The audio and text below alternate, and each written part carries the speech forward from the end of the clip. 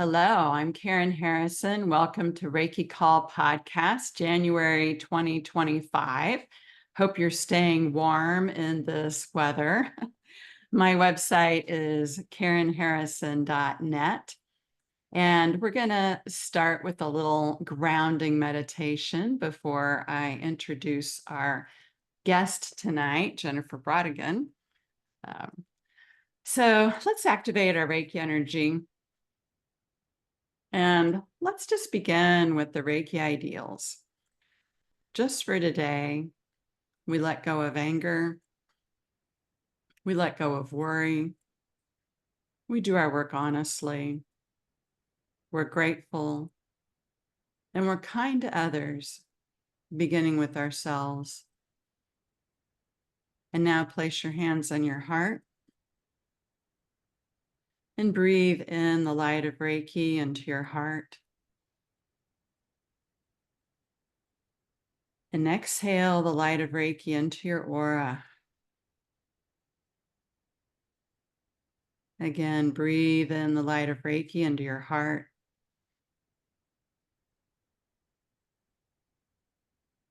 Exhale the light of Reiki into your aura, filling your entire aura with the Reiki energy. And again, breathe in. Exhale, filling your aura. We are grateful to be gathered here today, to share with each other, to connect with Reiki, to spread information about how Reiki in hospitals works and how it can work in your local hospital and how you can volunteer there if you feel guided to do so. We're grateful for each of you and the love and light that you are and that you share in the world. And so it is. Blessed be. Amen. Excuse me, I got a little frog in my throat. So, all right, well, let me just tell you a little bit about my guest, Jennifer Brodigan. She is a friend and one of our licensed Reiki teachers with the International Center for Reiki Training. Her website is reikitheholygift.com. She's located in northern Idaho, having moved there recently from Oregon after working with Reiki for 12 years in Oregon. So she's trained in the Holy Fire Reiki all the way through Karuna Master. And she recently retired from a 32-year career. She started really young as a realtor and continues to teach Holy Fire Reiki World Peace classes in person and online from Post Falls, Idaho. So she has 3 grown children, grandmother to 10, great-grandmother. Are you serious? Serious, yes. Wow, to 4 more and 4 more great-grandchildren to come. No, there's 4 now, more to come. All right. Grandchildren are in their 20s and starting families. Wow. So she has a wonderful animal companion dog, Kootenai, a 7-year-old blue heeler Australian shepherd, brilliant and intuitive dog. And he is a Reiki master who brings in the healing power of the animal kingdom to assist during Reiki classes and during her Reiki sessions. And she loves nature and frequently is drawn to the forest to absorb the healing properties and give Reiki to the spirit of the earth. Thank you for that. And she looks forward to teaching her 11-year-old grandson to snowshoe this winter. And she also loves the plant kingdom and works with her plant garden and has an interest in herbalism and giving Reiki to her plants. So welcome, Jennifer. Thank you, Karen. I really appreciate the opportunity to share this story with everybody. Yes. Most And people in our lives, they're just not interested in things that we do with Reiki if they're not called to Reiki. So this is a really enjoyable opportunity and I appreciate it. And I appreciate you for all that you've done for us over the years of your Reiki journey that have opened the way to make it easier for us. Thank you. oh, well, thank you. And you've also written an article or two about Reiki in hospitals for the Reiki News magazine, right? I wrote one that was about the Reiki program, and then there's been others about other items. Okay. And where can people find those articles? On my website, reikitheholygift.com, on the library page. Okay, wonderful. So that'll be a good resource for after the session. So, you've started a Reiki in Hospitals program in Oregon. Did you have any medical training before you started the program? None whatsoever. Like you're not a nurse or a Not a CNA? nurse, not any medical training, although about an hour ago I thought, oh, well, I guess I did take a CPR class and a first aid class about 40 some years ago. But that was it. No background in medical training whatsoever. Wow. Well, what gave you the, bravery to do it and the inspiration?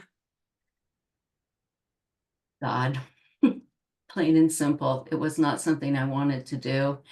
And it was the farthest thing from my imagination. I had never even considered it until I started getting this nudging. I don't know how else to describe it other than a nudging. And it always came from behind me and in a specific place in my house. And I dismissed it for a long time and kind of ignoring it like it's my imagination. No, that couldn't be. No, not me, huh? And but periodically that nudging would come back again.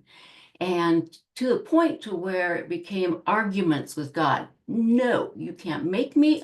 Here's all the reasons why I would not be good at it. I don't know anything about it. I cannot stand body goo. No, I won't Body do goo. it. Oh, And you then mean like nudge. you see blood and you faint? Well, no, but more of gag. Oh, well, maybe that's worse. No, I mean, I was so bad that if I was watching TV and clicking through channels and some sort of surgery came up, I would start to gag and couldn't click fast enough to get through it. So no way was I going to be willing to do something in a hospital.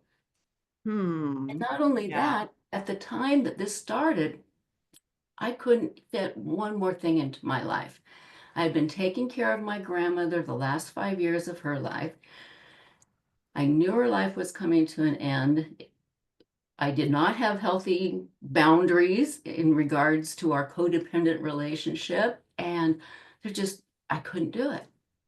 But this would not have happened. The program would have not happened if it had been my idea.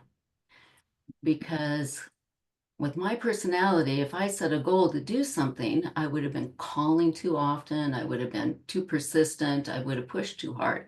But the way this unfolded was this gentle nudging from God to the point of arguments with time in between. I mean, this process took a good year before I finally said, okay. But there came a point to where I said, okay, and I called the hospital and spoke with the volunteer coordinator, and she wanted nothing to do with it. Couldn't get me off the phone fast enough. Whew. See, God, they don't want me. And then the nudging would stop for a while, and then it would come back. I'd make the phone call. No, whew, they didn't want me. And so this just kept going on. And then my grandmother's life ended. And That was in September of 2014. So it was earlier in 2014 when this process began. I started my Reiki journey in January of 2013, but I didn't do anything professionally because I was taking care of my grandmother. Mhm. And other than giving her Reiki and my dad and a few friends. So really new into Reiki when all of this came up on top of no medical background. Wow. And yeah, And who knows? you have no idea where Reiki can take you. You just put one foot in front of the other and miracles happen. And Wow. so then in January of 15, I started teaching and I was doing a community Reiki circle in person. And there came a point to where I started feeling like, well, this might happen. Even though the volunteer coordinator continued to say no, I started to talk to people that I met at my Reiki share. And one other surfaced that we had met in our Karuna class. And Mhm. just on the off chance it might come together. And then in about September or October of 2015, I made that obligatory call after some more nudging. A And third one?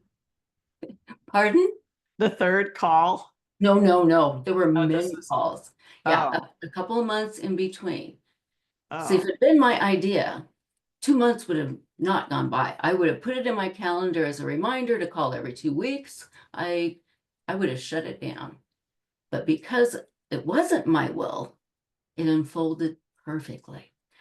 So more than a year of this back and forth, I make the phone call fully expecting the same results of no, don't want anything to do with it. And then later on, I found out why she wanted nothing to do with it, but that's a different story. So I made this phone call and she answered and she said, there's somebody who wants to talk to you. He was the co-chair of the hospital's integrative therapies committee. And she gave me his number. I called him and he was super excited. As it turned out, the Integrative Therapies Committee had wanted to start a Reiki program at the hospital for about 2 years, but they didn't know who to call or how to start it.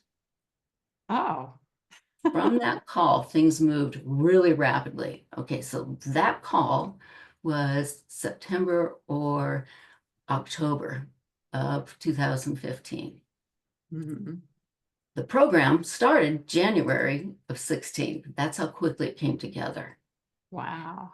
And so when I had that conversation with him, the co-chair of the Integrative Therapies Committee, just so happened that a few days later, the committee was meeting and I was invited to go and speak to them. And they were very receptive and super excited. And just immediately, they started working on the process for getting approval from the hospital administration to conduct a 3-month pilot program in the oncology department. Wow. Well, Yeah. that's exciting. And how did you how did you know what to do? I mean, I'd be Oh, thinking, I didn't know what to do. like, Okay, so okay, I have I no had idea no, what to do. Now what? Help. it was all very natural and organic. It felt, it just flowed. There was a lot of learning curve, of course, but I, even though I had no medical background, I had a lot of background and experience in recruiting volunteers, training volunteers, creating volunteer programs. So that was an asset. I also had experience in talking to people in group settings. And so it was comfortable going to the Integrative Therapies Committee and speaking with them. I didn't know the lingo, the dialect. I mean, they In the hospital setting, they have acronyms for everything. And most people have a whole lot of letters after their name of credentials and highly educated. And I don't have a formal education. My education has been life and self-education. And so after that first meeting with them, then we had some regular meetings as the process was unfolding for getting approval to start the program. And every hospital has a training program for volunteers. So of course I had to go through that program, and they do a background check and all sorts of things. And all of the Reiki team volunteers had to do that same process also. Mhm. And so we had all of the approval in place. Oh, and as this was unfolding, a knee replacement surgery that was scheduled for the following March got upped to that December before. For your So, knee? yes. Ooh. So some of the things that I did in preparation, because I wasn't comfortable in hospitals. I mean, that's just not a place that I ever enjoyed being, and had I needed the lay of the land. So I went and I visited the oncology department. I learned about their processes, how they function, what's expected.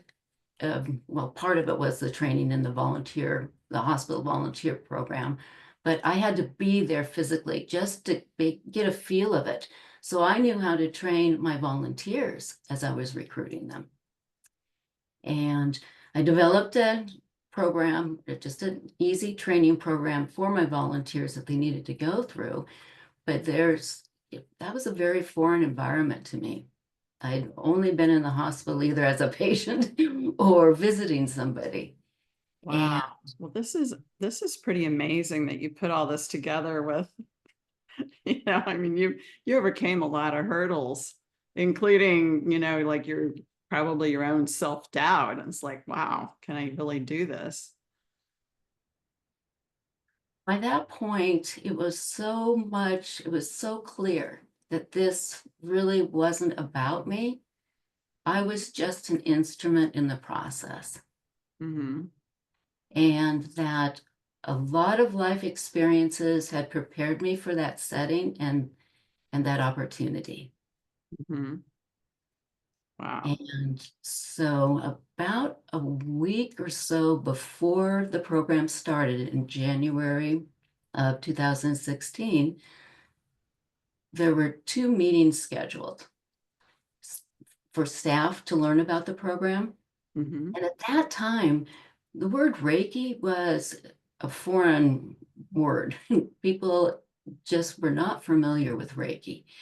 And so it was real important to go and meet with staff from the oncology department and give them an idea of how we were going to function, which days of the week we would be there, what hours we would be there, talk to them about how Reiki worked. And so I'm 5 weeks out of a total knee replacement. And I show up to this meeting thinking, oh, there's going to be a few people there to the first one. And because when I went to the oncology department, excuse me, I didn't see that many staff members. But when I walked into the room, it was a small classroom, long and narrow, and long, skinny tables lined up all the way back. It was standing room only. Wow. And so I hobble up to the front of the room and I start talking, and it was just really comfortable. It was very easy to talk to them and explain what was going to occur, how we were going to do it, a little bit about Reiki.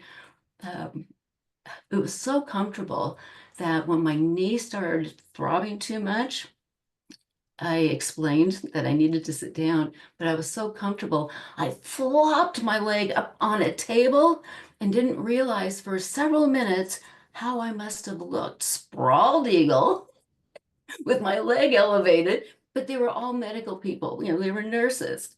And they understood that you need to elevate because swelling Oh, occurs. wow. And there was a lot of questions and answers and dialogue, conversations going on. And then something had happened that I had not anticipated. And one of the participants asked if I could give a demonstration. Yeah. I had not thought about that at all. And this was a room filled with people I had never met, knew nothing about. I didn't hesitate. This was beyond me. I just got up, moved my chair in the little walkway in between the tables, took a few deep breaths, closed my eyes, and facilitated a healing experience. I don't know what I said. I didn't know what I said afterwards. For me to be able to facilitate a guided meditation, a Reiki healing experience, I need my eyes closed so that I can go to that higher place of consciousness. But there were times during this where I was wondering if I was the only person with my eyes closed. But I didn't dare open my eyes and risk breaking that connection that was providing the language that everybody was hearing. So it came to a close. I guided everybody to slowly open their eyes.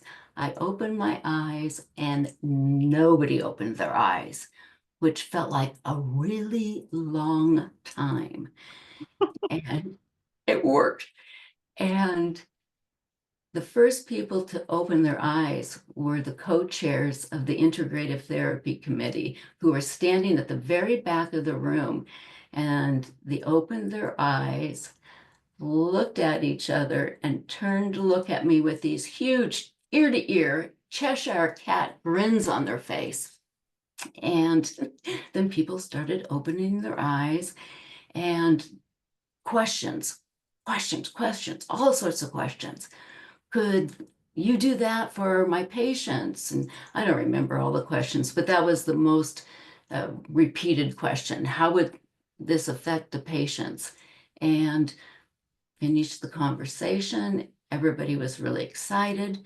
And then there was another meeting scheduled at a different time and date so that other staff members could come. Mm-hmm. And that was a smaller group. There were about 18 in that group. But now I had a little experience. So I planned a healing experience, and we were sitting at tables that made a square. Mm-hmm. And so as I facilitated the healing experience, I went around the room, placing my hands on their shoulders for a short time. Mm-hmm. Leading up to that, there was one person there who was really negative, just had nothing but negative things, negative questions, just really thought it was a bunch of woo-woo nonsense. But after the healing experience, he was the one most enamored. He was the one most excited. Because as you know, Reiki is difficult to define and describe. It's experiential. We need to experience it Mm-hmm. to be able to have some sort of understanding of what is available. Mm-hmm. And then after those wonderful experiences of those meetings, I was expecting to be openly welcomed into the oncology department. But the first day, and for quite some time, and I didn't always have another volunteer with me. It just depended on circumstances. But when we first arrived, well, people weren't interested. The staff wasn't interested. They didn't know how to introduce Reiki. Mm-hmm. That was a learning curve on my part. The way we first started the program was that we were required to have the nurses offer Reiki to patients. And I had coached nurses on how to introduce it. I had even written 2-sentence explanation Practice role modeling it with nurses before they walked into the patient's room. And I would hear things like, it's something like yoga. How did they get that out of what we just practiced? Mm. So it would have taken a long, long time to get things going if it wasn't for one nurse. He had been a nurse for 20 some years. In the 70s, he had received Reiki and he wanted his patients to receive Reiki. So thanks to him, we were able to demonstrate the benefits to patients because he made sure that all of his patients received Reiki.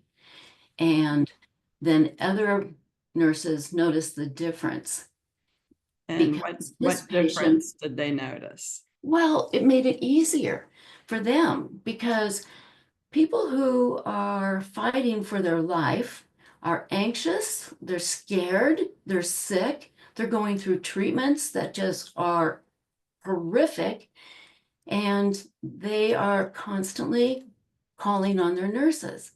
Well, once a patient's had a Reiki session, we leave them asleep. And it makes the nurses' jobs easier because those patients are calm and relaxed. Mhm. And then also to help the nurses have a better understanding of the benefits, we would offer Reiki to them, which was difficult for a lot of them um, because they felt it was not their place to take care of themselves and they had too much to do anyway. But the charge nurse was very supportive. So she encouraged her staff to take, even if it's 5, 7 minutes, to go off into a little conference room big enough for 3 people, two Reiki practitioners and a staff member, and receive a little bit of Reiki. That helped move things forward. Mhm. Wonderful. Mhm. Wow. Well, in giving Reiki to a person in the hospital, I mean, obviously you don't have a massage table like I've got sitting back over there. So, you know, what kind of positions are you doing? You know, trying to reach around all the tubes and cords and the hospital beds and, you know, people all wired up and like, oh my God. Beeping sounds and Yeah. I'm like, what if you bumped the IV and pulled it out or something oh, like that? Hopefully that never happened. no, it didn't. But there's the railings on the beds. And Mm, so it is cumbersome to reach. And the easiest way, but didn't always work out this way, mhm, would be that they'd be either laying or elevated, have their head elevated, and mm, to start with a hand on the head and a hand on the heart. mhm, And that was most of the time I started that way. There were times when there was just too much equipment in the room to be able to get next to the bed, and I'd sit at their feet. mhm, There were many times when the patient didn't want to receive Reiki, but it was their loved ones and the nursing staff that wanted them to receive Reiki because the patient was cranky and crabby and upset and making everybody miserable. And so in those types of situations, I would sit next to them. For of course, I'd go in and offer Reiki to them, and they'd say, "No, I don't want it." And their spouse or loved ones that were there, "Please, please, please." Well, the patient said no, I honor that. But I pull a chair up next to them and then just chat with them a little bit. Do you mind if we just sit and talk for a while? And as we were talking, I would put a hand on their leg and Reiki would just flow really fast and furious. And I'd chat with them about things that they like to do. Like, some of the questions I might ask, and I use this a lot, was, do you like to go to the mountains or do you like to go to the beach? And didn't know that what I was actually doing was a healing experience, a verbal healing experience in talking to them about what they liked about the beach. And then I would describe things about being at the beach and the sound and the smell and the different scenery Mhm. beach or in the mountains. And then they would fall asleep. And it, as soon as Reiki started flowing, spouses relax, the caregivers relaxed. Mhm. Wow. Because their loved one was relaxed and then they could relax. Mhm. And we did offer Reiki to anybody that was in the room. Mhm. And oftentimes the caregiver part of the spouse, the couple, would Mhm. say no, no, because they wanted their loved one to receive every minute of Reiki that they could receive. Mhm. But as soon as Reiki started flowing, then the loved one, who is most of the time sitting in a reclining chair that would be near the bed, they would fall asleep and just their head would drop down so heavy onto their chest that I would monitor them to make sure that, wow, if they're not getting enough oxygen, are they going to pass out? Mhm. But it's Wow. so fascinating giving couples in that setting Reiki, in that connection, that energetic connection that they have. Mhm. It's very rewarding to watch how that dynamic plays out. Wow. Well, that sounds very cool. What about hand positions? Did you instruct your volunteers in what hand positions to use and what hand positions not to use, and whether or not to draw the symbols in the hospital or not? That was part of the Reiki specific training, was not to let anybody see you drawing any symbols. They're sacred. We honor that sacredness by keeping them secret. We also did not want anyone seeing us draw any symbols and having it look like some sort of woo-woo witchy thing. Don't know how else to say it. That we were in a medical scientific setting. We needed to be very, very professional. Mm-hmm. And we did not do traditional hand placements. Mm-hmm. It's just not practical. It's far too difficult to reach over a bed. Yeah. And I coached them repeatedly about finding positions that you could be comfortable in, keeping your body comfortable. Mm-hmm. And so sometimes I would pull a chair up and straddle my legs as far as I could so I could get as close as I could. But it was quite easy to have a hand on the head and a hand on the heart because these were these were time periods of 2 to 4 o'clock. So frequently people are already sitting up in their beds. And that was easy. And it was easy to move around arms and move down legs, go to feet. And there's many opportunities to be able to give Reiki when nurses were having trouble inserting an IV. Oh, yes. Now I remember I've told a story about this before where I accompanied my mother to some surgery where she was very nervous about getting the IV. And I just started sending Reiki with my eyes to her and to the nurse who was working on the IV while another nurse was taking her history. And after a little while, my mother looked over and said, "Oh, there's an IV in my hand." So what are your stories? Oh, where do I start? There were some nurses that quickly picked up on that. You know, some people it's just difficult to get a good vein, or their veins have been poked so much that they're damaged. And so the word got around that Reiki made it easier. So on days when Reiki volunteers were there, then some of the nurses would ask if they knew they were going to have help, need help. And then it was a good distraction for the patient. I'll speak for myself and the way I interacted with the patient. I'd be on the opposite side of the bed of the arm that was going to be poked, or the hand, or the foot. And I would have them looking at me, and I was talking to them as would hold their hand or put a hand on their shoulder. And just part of it, the distraction, in addition to the Reiki, relaxed them. And then the needle would go in real easily. Did a lot of that in the surgical unit too. But we'll save surgical unit stories for after some more of the Reiki stories, oncology stories, if you don't mind. Wow.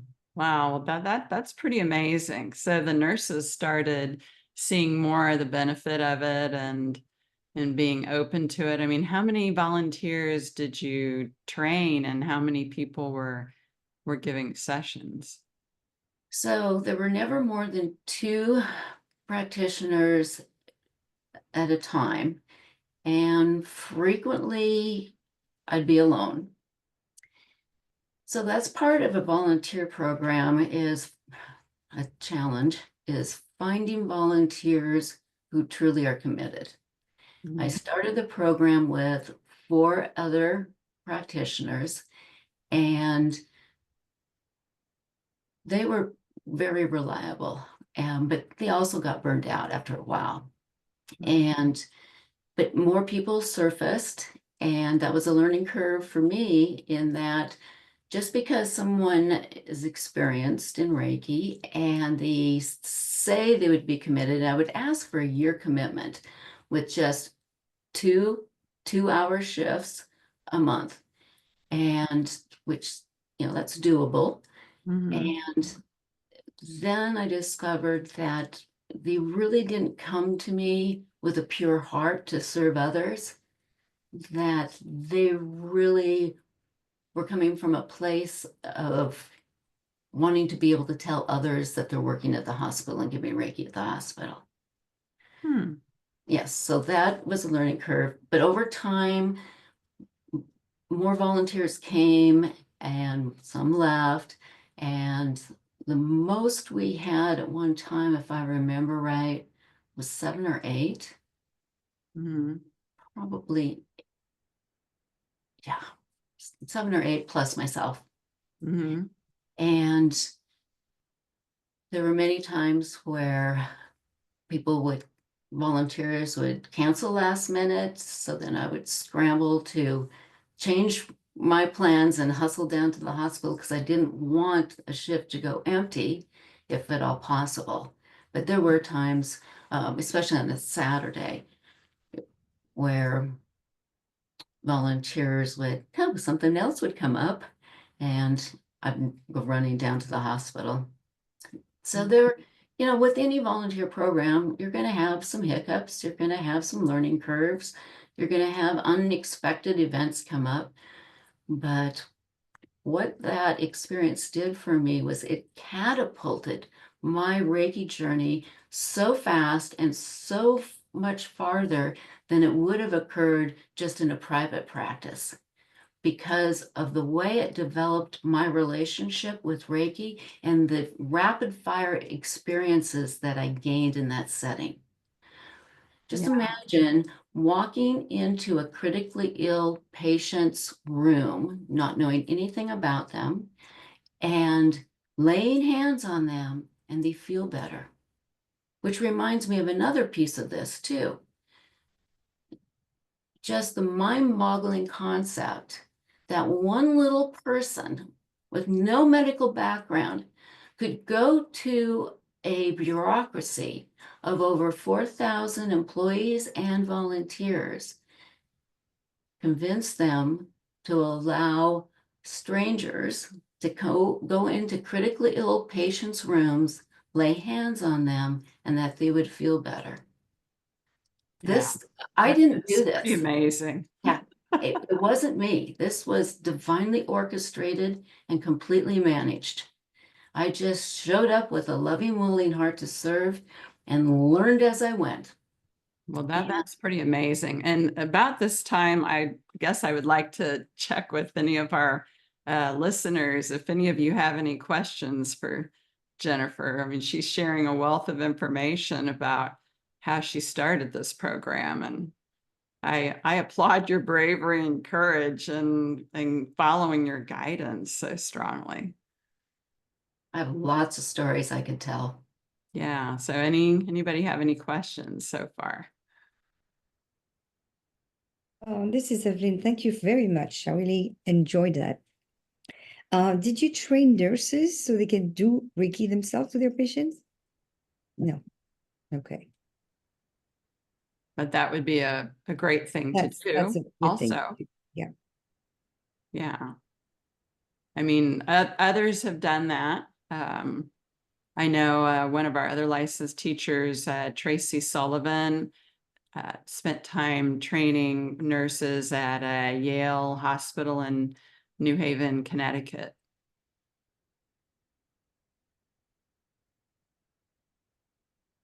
Okay. Well, Jennifer, you want to tell us another story? Let's see, we've got about 15 minutes left. So I can only share a few stories. So one of the things, oh gosh, there's so many good stories.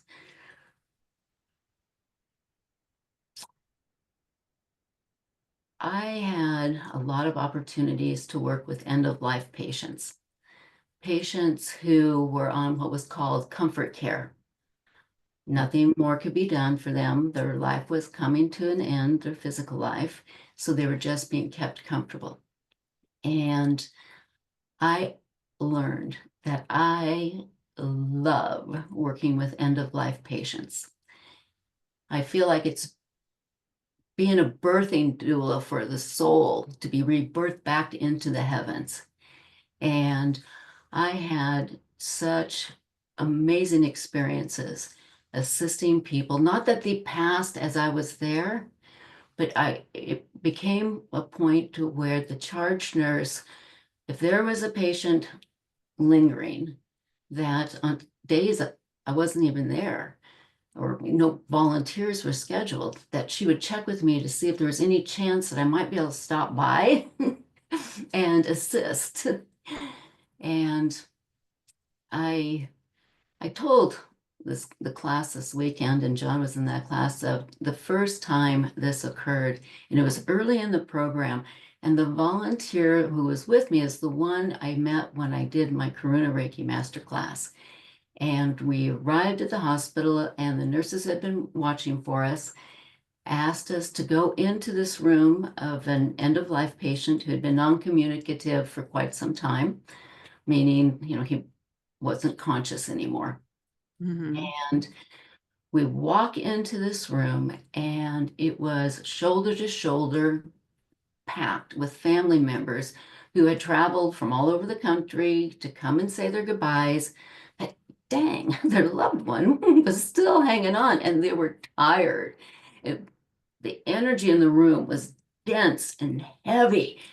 And so the other Reiki volunteer, she started offering Reiki to family members. Some accepted, some not. And I went to work on the patient, starting with putting my hand on his head and hand on his chest. And by that point, I had learned a lot about what holds a soul back as I was trying to help my grandmother finish her physical life.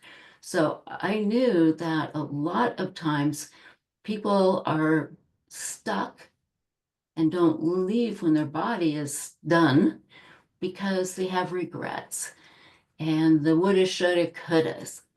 So I start giving Reiki, connected with him on a soul level, and started talking to him about things such as he had done the best he could with the skills he had at that time, that he was loved, that his family loves him and they're going to be fine. And then it was as if a portal opened, and not with my physical eyes, but with, maybe it was the eyes of my soul. I was able to see this light open up. And there were people that I sensed were family members that had gone on before him, and there were angels there. And I was able to talk to the patient on a soul level about, see, you've got family members waiting to help you move on and go back home, and there are angels to help you. And of course, during this whole process, I was also monitoring what was going on in the room and periodically opening my eyes and seeing who was receiving Reiki and how far the other volunteer was getting through all of the family members who were interested. Not all received. And there was this one little girl, all adults, multiple generations, but there was this little girl who was about 6 years old. And every time I looked over, she was staring at me. I really felt like she could see something that the rest of us couldn't see. And then when we were done and we're saying our goodbyes, the little girl grabbed me by the arm and pulled me down, locking eyes, and asked, "Can you teach me that? Can you teach me how to do that?" And then just had a brief conversation with her and her mom. They were from Minnesota or somewhere around there. And then we left. Whoa, that was very powerful. Both the other volunteer and I needed to go together to another room, into a bathroom, and just decompress a little bit, download what we just experienced. And then we went back out in the hall as all the family members were walking out, and they were laughing and joking and telling us they were on their way to the motel to go swimming. And again, we were just, wow, what just happened? It was beautiful. Mm. And that opened the way for so many more opportunities to assist souls to move forward. And I know we're running out of time, but there is at least a little bit more I'd like to tell you about an experience that only happened when I was working alone and there weren't any family members in the room. And the first time this occurred, it was with a patient that had, in order to go into the room, anybody going into the room had to put on gloves, a plastic gown, mask, and face guard. I assume she had MRSA, and which is very communicative. And I never asked my volunteers to do that. I felt protected and I went in. And this was a woman. She was sitting in her bed. I do the same thing, hand on the head, hand in the heart, and you do a little coaching of breathing and get her started. And I'm dripping in sweat because Reiki's flowing like crazy and I'm wrapped in plastic. Having waterfalls front and back. And periodically I open my eyes, as I always do, to monitor facial expressions and breathing and heart rate. And this time, I just opened my eyes when she jerked her eyes open and sat up a bit, looked me in the eye and said, "I'm not afraid to die anymore. I just saw Jesus." No, I take it back. She said, no, that's what she said. Yeah. "I'm not afraid to die anymore. I just saw Jesus." It took all of my strength to maintain my composure. I got through the rest of the shift. When I got home, I mean, I literally dropped to my knees in humble gratitude for being able to witness something like that. And that same thing, without the plastic, occurred on several occasions, but only when I was alone with the patient. And I know we're running out of time. I haven't gotten to tell you at all about the surgical unit or the We day still have when 10 minutes. Keep Okay. going. Well, Keep going. You are an excellent storyteller. well, these are incredible stories. And mostly they were kind of buried until you asked me to do this. And then they've been popping up there. I could go on for a long time. But this one day, I show up to the oncology department. I'm alone. And I have a long list of patients, way too many to cover in 2 or 2.5 hours. But the Reiki angels were right there. I would go into a patient's room, a matter of minutes. The room was filled with Reiki angels, and I would leave the patient alone with the angels. They'd immediately go to sleep. there were times in some of the rooms, there was the spouse there. And so I'd have the spouse come over, I'd lay hands on both of them, and bang, they'd be out of sleep, way deep into sleep. And I'd get up and I'd leave. And in a span of 2.5 hours, I treated 18 people. Wow. Yes. That's amazing. Yes, it was. It was just an incredible experience. And it so developed my trust and my faith in Reiki and allowing it to guide me when I have no idea what to do or what to say. I've learned not to have to plan every detail, just be open and let it occur. And with the last few minutes, I want to tell you a bit about in the surgical unit. So a couple of years into the program in the oncology department, I was kind of feeling like, all right, I've kind of learned about all I'm going to learn here. I want to expand. And word had gotten around the hospital that it was really a successful program and patients were benefiting. And for whatever reason, it was the surgery unit that I really wanted to move into. And so we started that, made the introductions. It went really, really quickly because the nurse manager had already heard about the successes and she wanted to be part of that. But I had learned from my experience in the oncology department and the difficulty of getting the nurses on board. So I did it differently when I introduced it to the nurses in the surgical unit, the prep recovery area. And, before patients went into surgery and PACU, post-anesthesia care unit, the recovery room. So we set up many different meetings for nurses to be able to come and receive Reiki in 2 different rooms. There'd be a volunteer with me, and we'd each take a room, and the nurses would lay on a gurney, and we'd have music playing.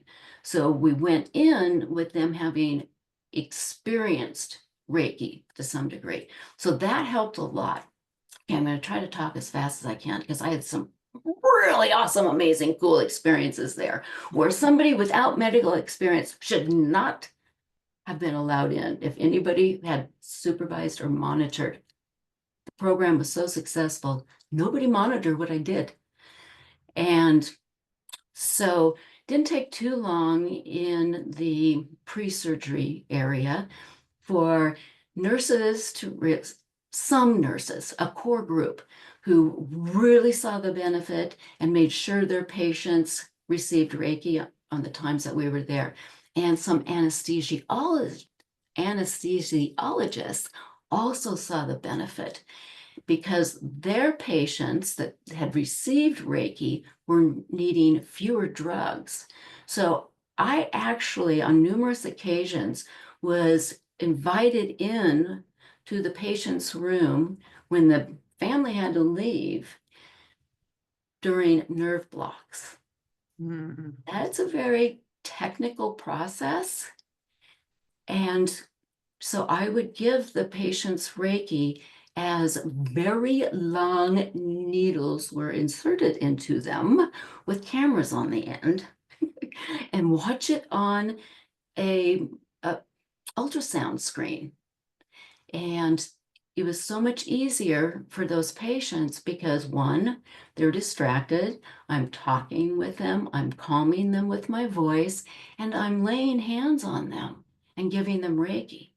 I mean, those needles to me look like this big, and I'm not really exaggerating. I'm going into the neck or into the shoulder or into the back and for knee. It was. And you had to overcome your gag thing. Oh, by that point, I was fine. There was only one situation where I did have trouble with that, and that was in the oncology department.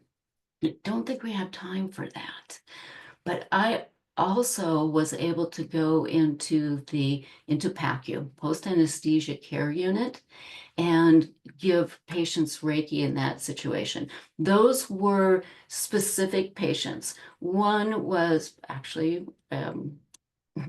some of them, one of them was the nurse manager for the PACU unit when she had her knee replaced. Another one was a hospital administrator when she had bilateral, both hip replacements at the same time, and another nurse manager, and then one who was one of our Reiki volunteers. But in PACU, when they're trying to wake the patient up, it's a completely different type of Reiki. It's not calm and soothing. It's, come on, let's get going.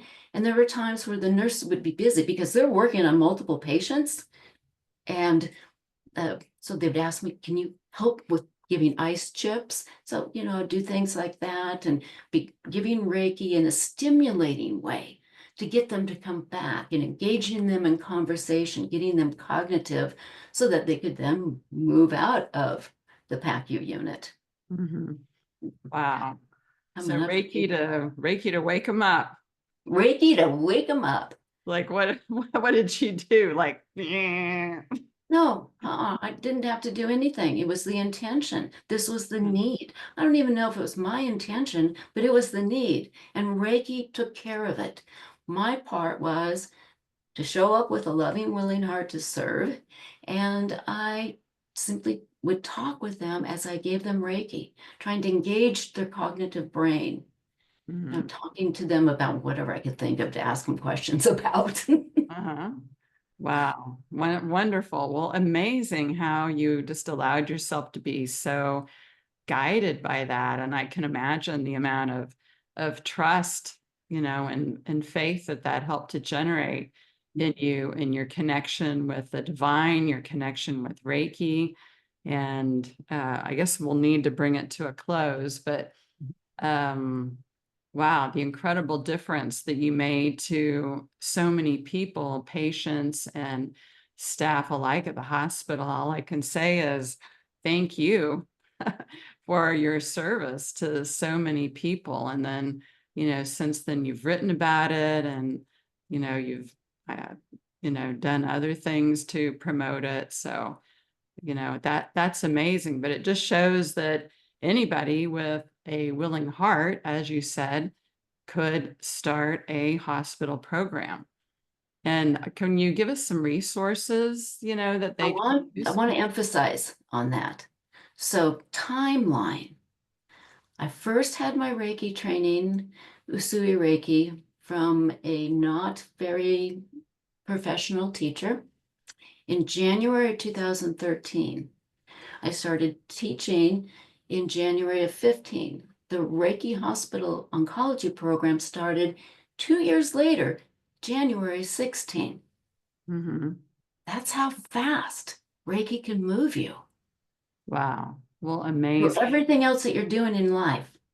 Mm-hmm. Yeah, so there is the Center for Reiki Research.org that William Rand started, and that research that was done a number of years ago showed that about 15% of the hospitals in the US had Reiki programs. That was back in 2012. I don't know if they've updated it since then. Do you know about that, Jennifer? No, I don't. I haven't been involved in that. Okay. All right. Well, that is a resource for you.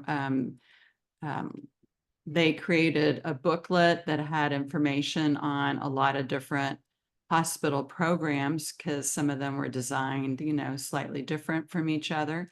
So that if you're interested, you can go check out the website. And I don't know if they still have that booklet or if it's, they just have that information somewhere on the website. I would assume somewhere on the website. So that's a resource. Are there any other resources that you can think of for people, Jennifer?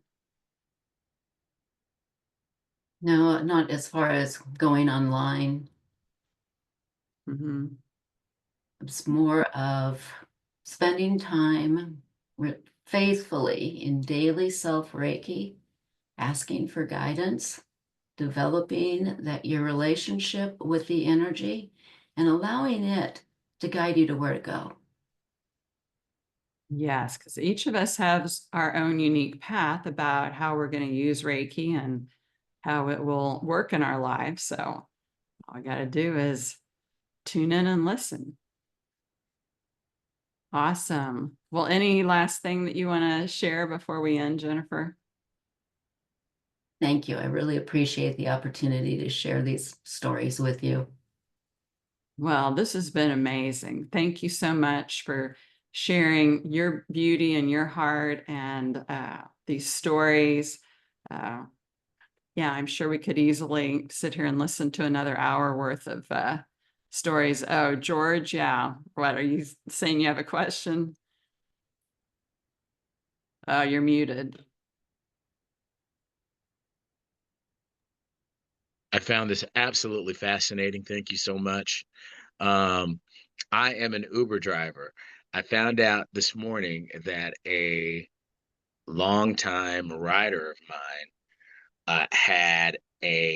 has a cancer, a rare cancer, and so this just sort of ties right into the power of what this thing can do and how it can lead you into certain things. And so, yeah, it's just very fascinating. Thank you so very much. I could listen to her all day.